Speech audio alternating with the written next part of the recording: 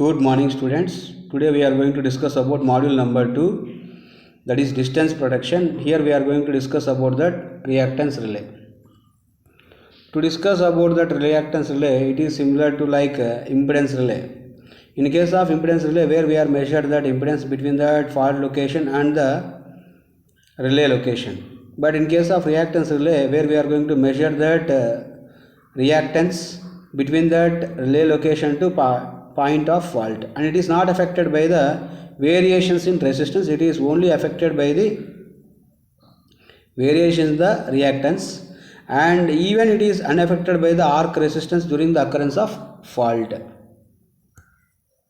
In case of a fault on the protected line, the measured reactance is the reactance of the transmission line, which is nothing but between the relay location and the point of the fault location. The characteristics of RX diagram is a straight line and is parallel to R axis, where it is shown in the below figure. If you see about here, figure A is showing the operating characteristics of the reactance relay.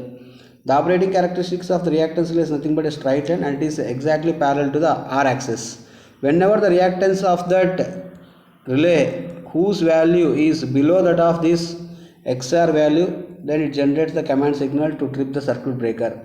The operating reactance value, that is XR, which is greater than that of this operating region, then this relay won't function and it won't activate and it comes blocking zone of operation. For that region, another relay is that relay will function and this relay will become as a backup of operation. And here we can clearly understood that how the operating characteristics has been explained through this figure A, which is called as operating characteristics of a reactance relay. So the reactance XR value which is less than that of this operating region, then it gives that command signal or tripping signal to the circuit breaker. If it is greater than that these reactance relay characteristics, it operates as a blocking of operation. And also if you see that another figure B, which shows that operating characteristics, the operating characteristics here we are drawing that mho is nothing but inverse of that reactance X, and here between R and X a straight line which is passing through the origin in this figure, and the operating characteristics has been divided into 3 zones of operation. In zone 1 operation, this is that magnitude of the reactance, and zone 2 operation, this is the magnitude of the reactance. In zone 3 operation, this is the magnitude of the reactance. So the magnitude of the reactance which is increases from origin to B to C. For suppose if the fault lies in zone 1 protection, so 80% of the faults has been rectified at zone 1 protection, and also if the fault lies at zone 2 protection, P2 protection, where 50% of the faults has been rectified or limited or the faults has been cleared, and in zone 3 only 25% of the faults has been occurred. That means how we are classified these zones means the zones has been classified based upon that magnitude of that reactance. The magnitude of the reactance which lies under zone 1, that is, this is the length of that magnitude of the reactance. This is the length of magnitude of the reactance which comes under zone 2. This is the length of magnitude of the reactance at zone 3. So wherever the fault which lies in these 3 zones, then only that this reactance will work, otherwise this reactance relay will not work if it is out of the operating characteristics or out of these operating characteristics of the circle like structure. Then an electromechanical reactance relay. An electromechanical reactance simply shown it like an induction couple-like structure which has been shown in this figure. So in this couple-like structure, what we are seeing this figure, which is nothing but a reactance relay, and the characteristics are passing like a straight line from the origin between that R and X axis are simply called in an RX diagram. The torque expression for reactance relay is given by T is equal K1 I square minus K2 Vi cos of 90 minus pi minus K3. Here why we have taken cos of 90 minus pi for K2 expression, because K1 I square, that is nothing but the amount of the torque which is called as operating torque during the time of fault event, where we are generating the trip signal to circuit breaker to open the contacts and to close the contacts. As to close the contact, it is going to renovate the voltage, therefore we are going to reference that, therefore we are taking that reference as a power. It is a reactance relay.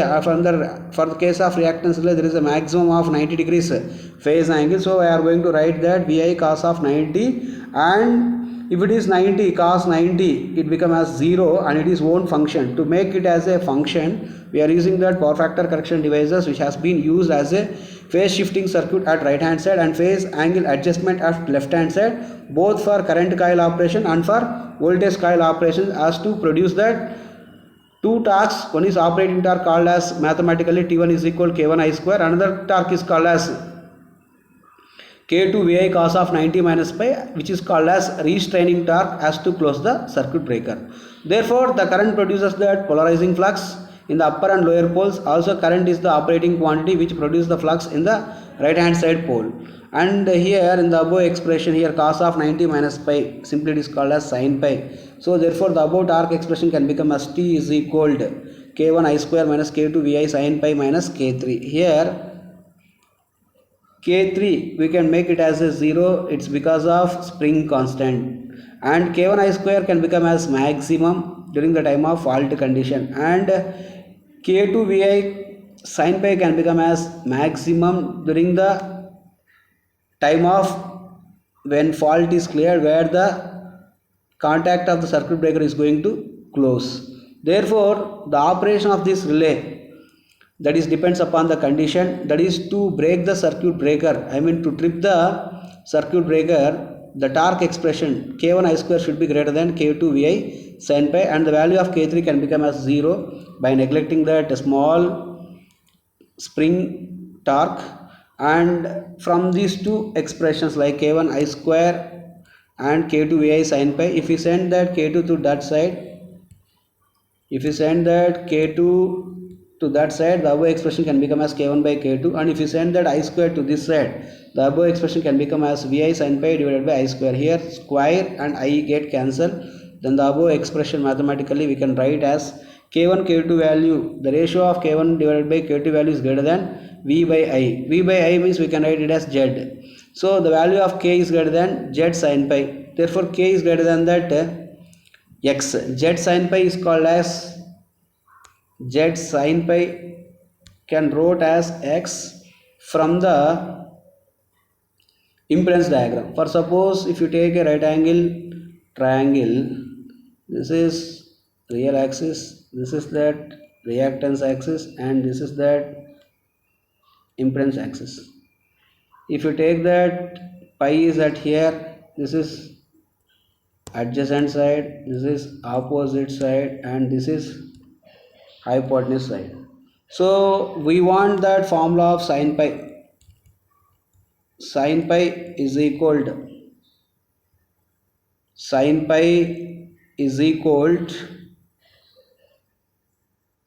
x by z here. Then z sin pi is equal to x. Sin pi is equal to x by z means it is opposite side divided by hypotenuse. Opposite side divided by hypotenuse means it becomes as sin pi is equal to x by z. X by z we can write it as z sin pi is equal to x. So we can write that z sin pi is equal to x means automatically here k value is greater than x always, because of the amount of reactance is less compared to that preset value of the k, which is nothing but overall length of the reactance between the two successive poles. The two successive poles reactance is always greater than that of the fault location. Therefore the value of k is greater than x at here, and the relay will function. The next one is nothing but static reactance relay using an amplitude comparator. If you want to discuss about that static reactance relay using an amplitude comparator, where the amplitude of current transformer value should be more than that of the voltage transformer. Here the two transformers are there. This is the internal block diagram of static reactance relay. This is the current transformer, this is the voltage transformer. During the fault condition, voltage transformer value is nearby equal to 0 and current transformer value is maximum value. According to this condition, this relay will function. Therefore, I minus V by 2 XR value is greater than that V by 2 XR value. So if you are going to multiply 2 XR on both sides, here 2I XR, here 2 XR, 2 XR get cancelled V, and here 2 XR, 2 XR get cancelled is V. So 2I XR minus V is greater than V here. Dividing both sides the above equation with respect to I, then here I will cancel and V by I it will come, here V by I will come. Wherever V by I will come, that will become as impedance here, here impedance Z and here impedance Z in the place of V by I and in the place of V by I. So from this condition here, the relay operates based upon the amplitude comparator. The amplitude of the current is greater than that of amplitude of voltage during the time of fault condition. Therefore, the above condition is satisfied. The relay will function. And static reluctance relay, which is using as a phase comparator. So in case of phase comparator, we are going to take that phasor diagram as a reference, where voltage, current and voltage drops, all the vector quantities has been divided with I as to convert that everything value into Z, and later we are converted into reactance X. In this phasor diagram, what you are showing here, IXR, IRR are the voltage drops, and in this equation, if you are going to divide with I, the figure A can turns into figure B here. For suppose in figure A, here I am going to divide that this equation with I. If I am going to divide the above equation with I, here I by I get cancel each other and it become as reactance axis. Here IR divided by I, if I get cancelled, then it become as R axis. And here IRR of divided by, again here also I, if it is cancelled, then it become as R of R, and we can mark it as constant K. So here if you see in this phasor diagram we are showing that that is operating point P here. If it is that operating point P, that is nothing but due to the fault, then the amount of reactance, there are three reactances. One is the reactance due to that offering of actuating quantity of current, due to the offering of actuating quantity of voltage, and due to that of voltage drops. So based upon these three references here in this phasor diagram, we can understood that very clear, and theta is because of the phase angle between voltage and current. So if the phase angle between voltage and current, where the theta which is less than 90 degree, then we can conclude that it is nothing but a fault. Generally the theta value should be plus or minus of 90 degree, that is either plus 90 degree or minus 90. If theta value is plus 90 degree, there we are going to produce that restraining torque to close the circuit breaker. Where theta value is less than 90 degree, where we are going to produce that torque to open the circuit breaker, I mean to trip the circuit breaker. By this here the relay will function, and it protect from various conditions, fault conditions, and it is nothing but simple that one of the individual protective scheme which gives that better results compared with that overcurrent relays. Thank you.